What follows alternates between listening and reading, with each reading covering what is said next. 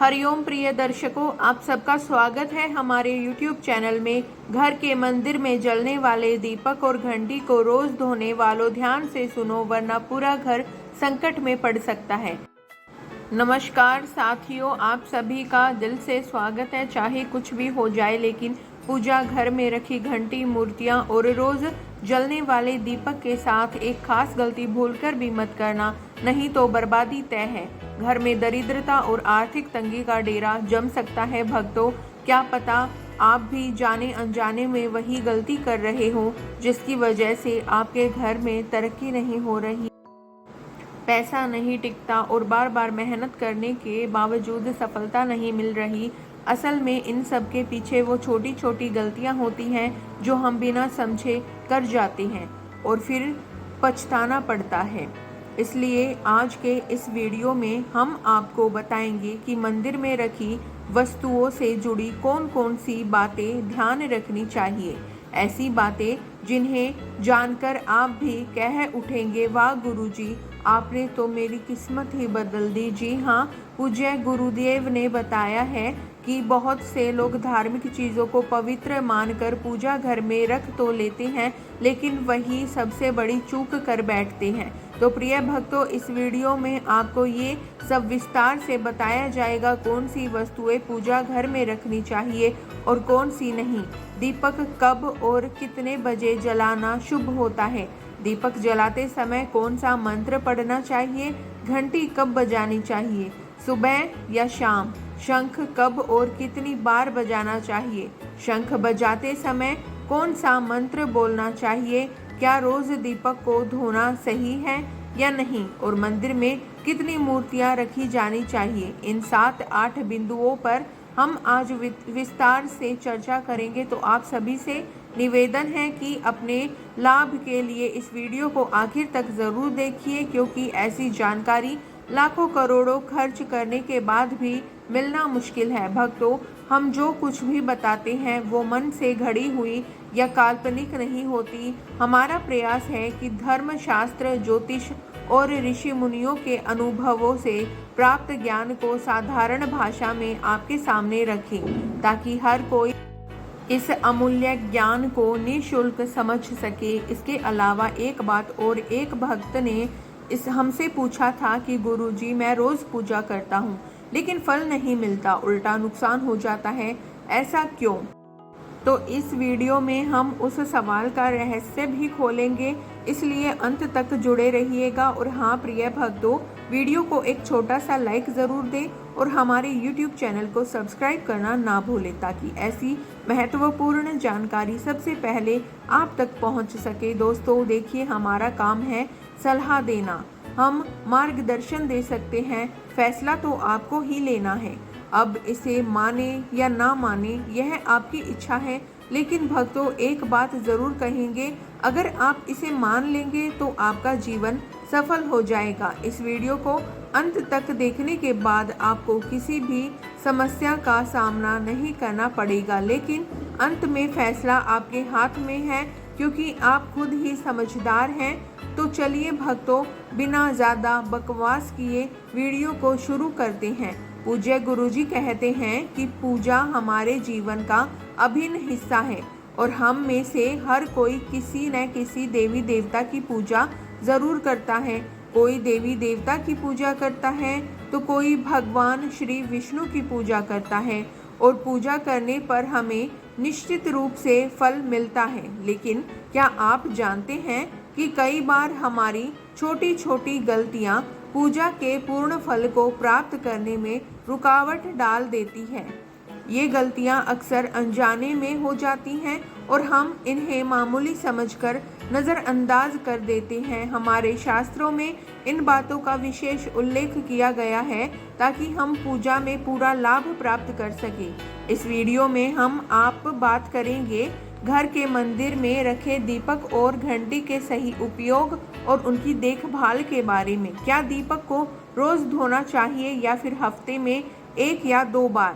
धातु का दीपक हो तो उसकी सफाई कब करनी चाहिए? मिट्टी के दीपक का उपयोग किस मौके पर करना चाहिए? साथ ही मंदिर में घंटी का उपयोग कैसे करना चाहिए, कितनी बार बजाना चाहिए और कब बजाना चाहिए? क्या शाम की पूजा में घंटी बजानी चाहिए? इन सभी सवालों के जवाब आपको इस वीडियो में मिलेंगे। भक्तों, इस वीडियो को पूरा देखना बेहद ज़रूरी है क्योंकि अधूरी जानकारी कभी कभी गलतियों का कारण बन सकती है।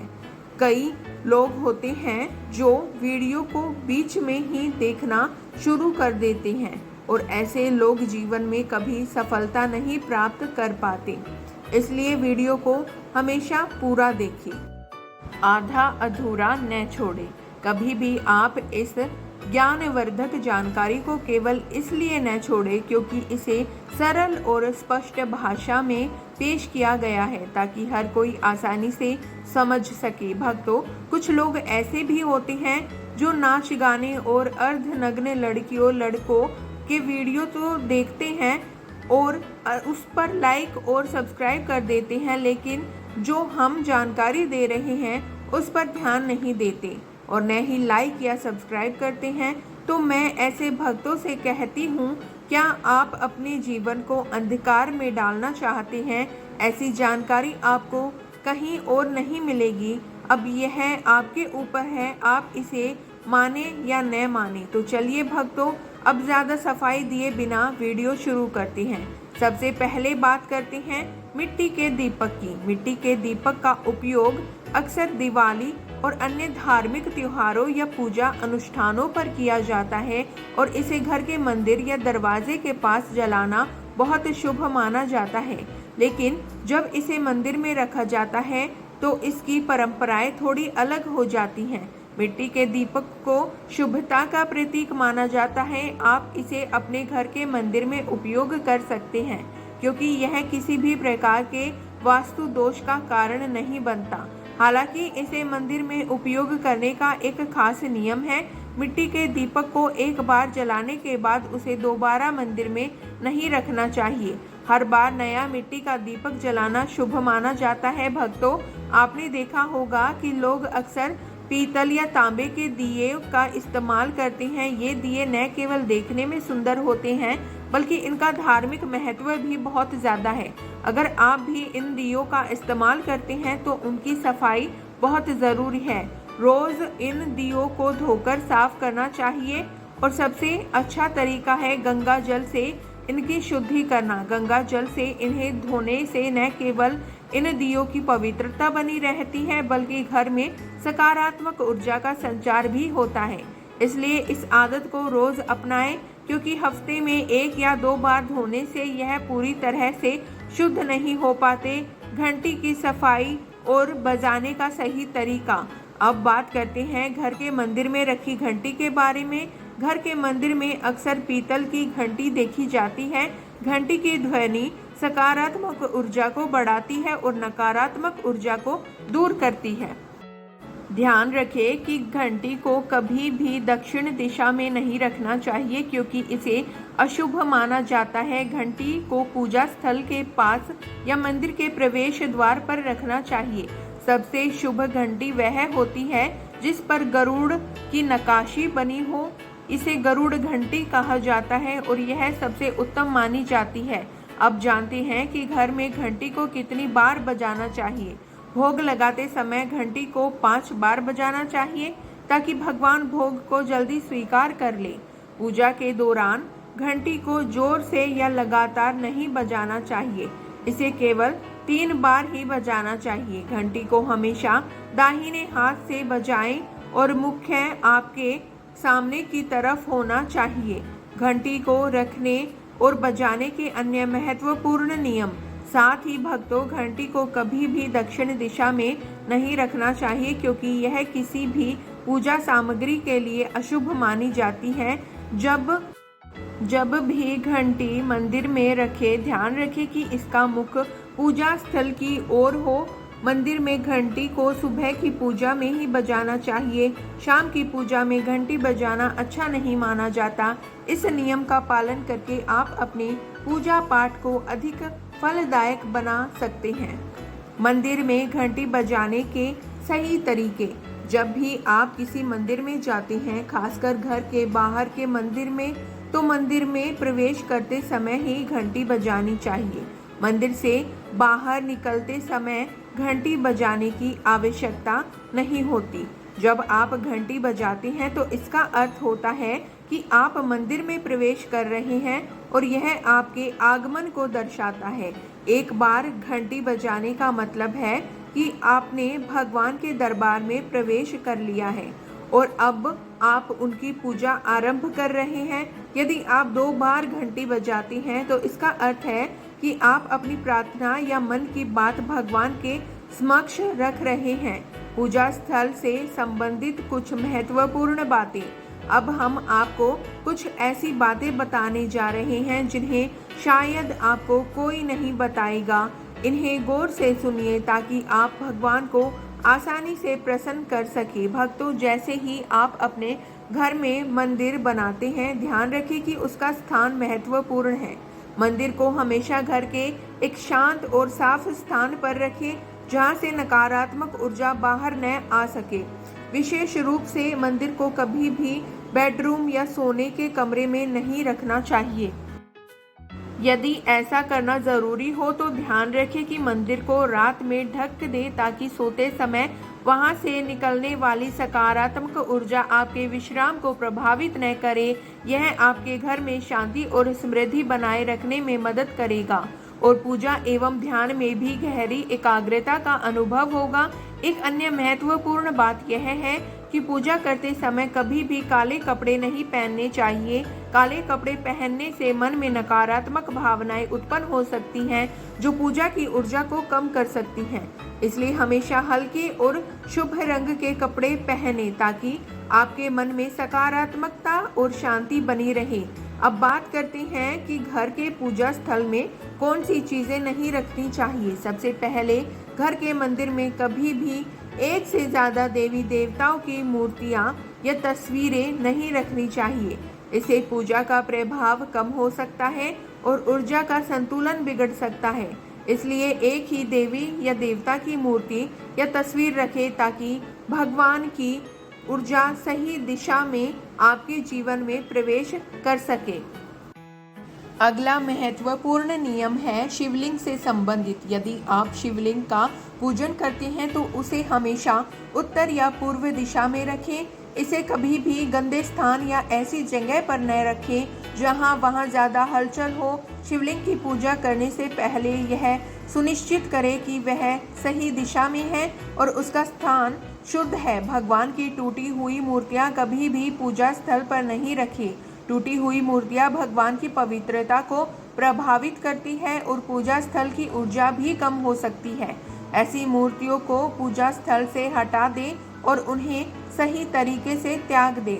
पूजा स्थल पर शंख, गोमती चक्र और जल रखना बहुत शुभ माना जाता है।